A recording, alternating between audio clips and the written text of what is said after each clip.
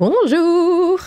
Aujourd'hui, nous allons parler culottes. Oui, les culottes de filles avec les petits rubans, là, les petits nœuds comme ça. Là, moi, j'en avais tout le temps quand j'étais petite.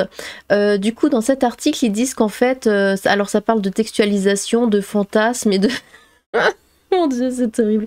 C'est terrible. J'avais ça, moi, quand j'étais petite, avec les petits nœuds et tout.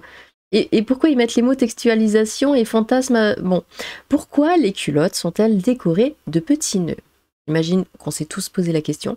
À la croisée de l'infantilisation et de la textualisation, le ruban souligne le fantasme de la femme enfant dont on a du mal à se débarrasser. Le nœud est devenu synonyme de féminité. Rares sont les hommes qui portent des slips à petits nœuds. Bah, doit y en avoir, rose ou blanc, ou quand bien même ils le voudraient, il leur faudrait chercher longtemps pour mettre la main dessus. Bah, soit ils achètent des culottes pour filles, mais ce serait pas du tout confortable, soit ils achètent des petits nœuds, et puis hop, on les coud sur les caleçons ou autres. Et c'est fait. Que l'on passe au rayon culottes des enseignes de fast fashion ou dans des boutiques de lingerie raffinée, les sous-vêtements ont souvent un élément en commun, un petit nœud posé au centre du vêtement, qu'il s'agisse d'une culotte ou d'un soutien-gorge. Symbole de l'enfance et incontournable de l'imaginaire de la fête, le nœud s'invite dans l'intimité des femmes de tout âge. Mais ce petit ruban, auquel on ne prête plus attention, tant il est devenu banal, renferme son lot de symboles qui ne respirent pas franchement la modernité. Ah bon? Bah pour moi le nœud, alors oui, que j'en avais plein, sur toutes mes culottes quand j'étais petite, j'avais le petit nœud comme ça.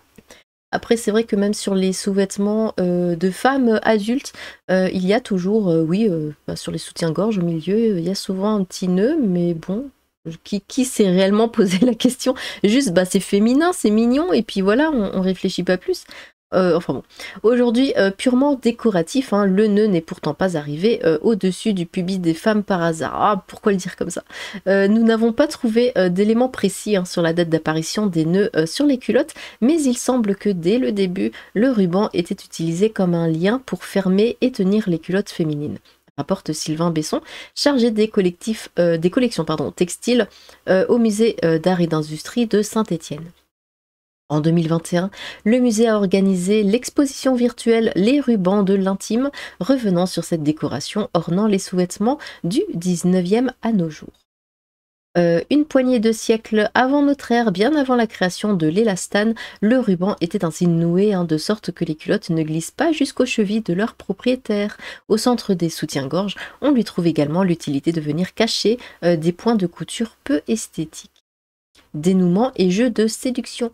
Associé au luxe depuis le XVIe siècle, le nœud est également censé être un gage de qualité en lingerie comme en parfumerie ou en chocolaterie. Dans la culture chrétienne, un nœud bien fait et des attaches invisibles sont par ailleurs synonymes de vertu, comme l'explique l'historienne de l'art et spécialiste de l'histoire de la mode Élise Urbain-Roineau dans son article « Le ruban sans dessus-dessous ». Aspect visuel historique et symbolique, publié dans le catalogue de l'exposition du musée stéphanois. Sous son peignoir, Madame de Pompadour porte une échelle de ruban dont le nœud supérieur, plus gros que les autres, est posé au creux du décolleté et porte un nom, le parfait contentement. Il est emblématique du ruban à caractère ornemental, un grand nœud qui ne lie rien mais annonce un contrôle complet de son apparence.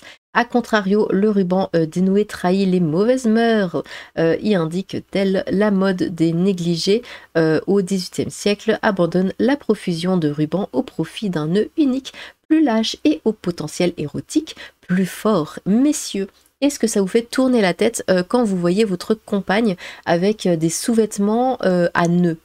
Parce que c'est vrai que finalement, les nœuds, les sous-vêtements, mais pas que culottes, soutien-gorge, mais c'est vrai qu'on en trouve aussi sur les guêpières, ce genre de choses, il y a toujours des petits nœuds, et c'est vrai que c'est assez texty. Est-ce que ça vous fait quelque chose, vous les hommes, de voir ça? Parce que moi, du coup, en tant que femme, quand je vois, il y a beaucoup de sous-vêtements avec des nœuds, moi je trouve ça mignon. Dans ma tête, c'est mignon. C'est pas texty, c'est mignon. Est-ce que vous, les hommes, vous trouvez ça texty? Ce n'est que dans la cour de Louis XIV que le ruban noué se charge de tout son potentiel érotique, devenant un signe de luxe autant que d'ostentation. Il ne s'agit pas que de l'objet, mais de ses modes de représentation. isolé, dénoué, coloré, afin de le mettre en valeur visuellement. Légère et fragile, barrière de l'intimité, il se noue et se dénoue au gré des jeux de séduction, poursuit l'historienne. Mais du coup, j'étais en train de me dire, mais si c'est censé être textile, pourquoi on met ça du coup sur les culottes des petites filles? Là, c'est très bizarre. Et les sous-vêtements masculins. Au fil des siècles et des collections textiles, le nœud envahit la lingerie féminine. Le tissu doit sublimer les corps et les offrir au regard, non pas leur offrir confort ou liberté de mouvement. Ah bah non, attends, surtout pas.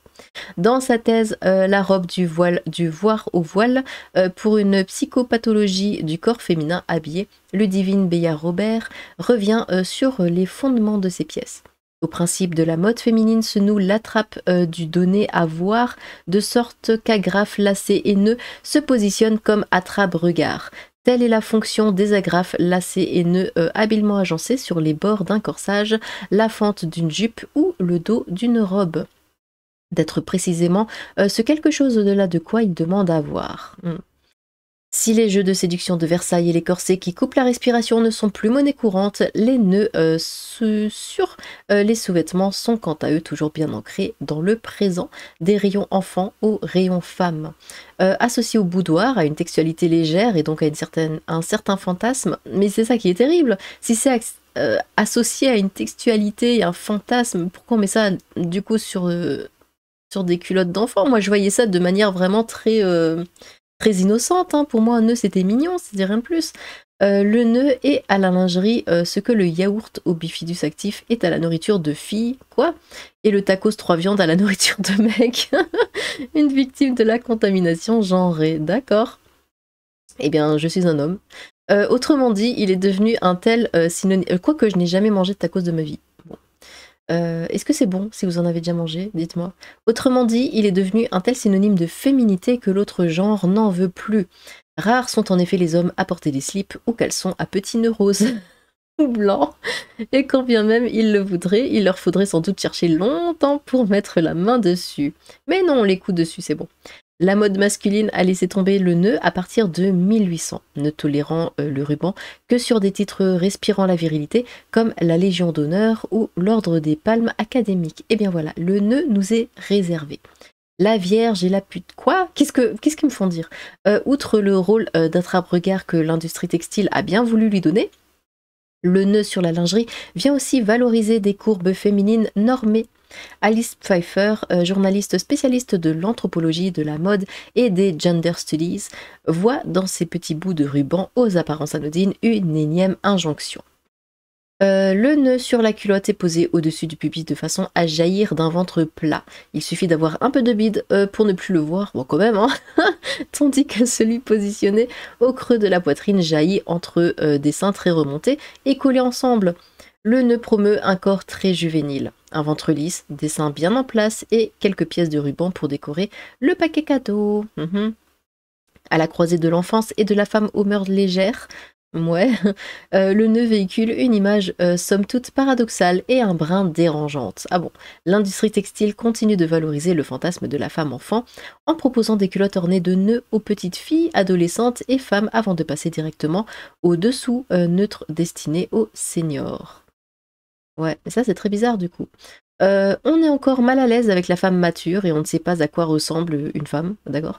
Dans un lexique valorisant, non infantilisé. Bah pourquoi? Ah, ça veut dire que les sous-vêtements de mamie, j'ai jamais fait gaffe. Attendez, maintenant j'essaie de...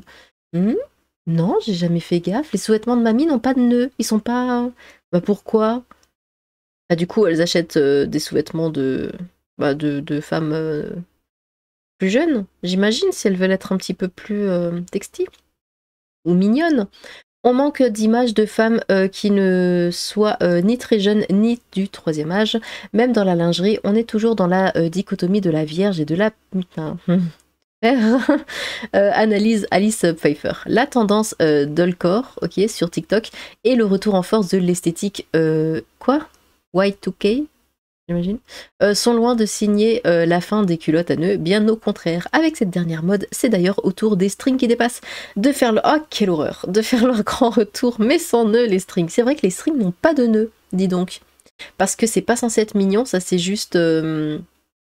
Ouais, du coup, plus le côté putain que le côté vierge. j'imagine. Oh, surtout le string qui dépasse, mais c'est terrible. Cette mode était finie, heureusement. Enfin bon, avez-vous des nœuds sur vos sous-vêtements? Dites-moi tout. Les hommes, avez-vous des nœuds sur les sous-vêtements? Et je le répète, hein, mais dites-moi ce que ça vous fait, hein, vous les hommes, de voir des petits nœuds comme ça sur les culottes, sur les soutiens-gorge. Est-ce que vous trouvez ça mignon ou plus texty? Et les hommes, dites-moi aussi, est-ce que ça vous dirait, est-ce que vous aimeriez avoir des nœuds sur vos sous-vêtements? Oh mon Dieu, les questions. Bref, je suis sûre que vous ne vous y étiez jamais posé la question, mais voilà, j'y ai répondu. N'hésitez pas à vous exprimer dans les commentaires, j'ai hâte de vous lire. Sur ce, tchou!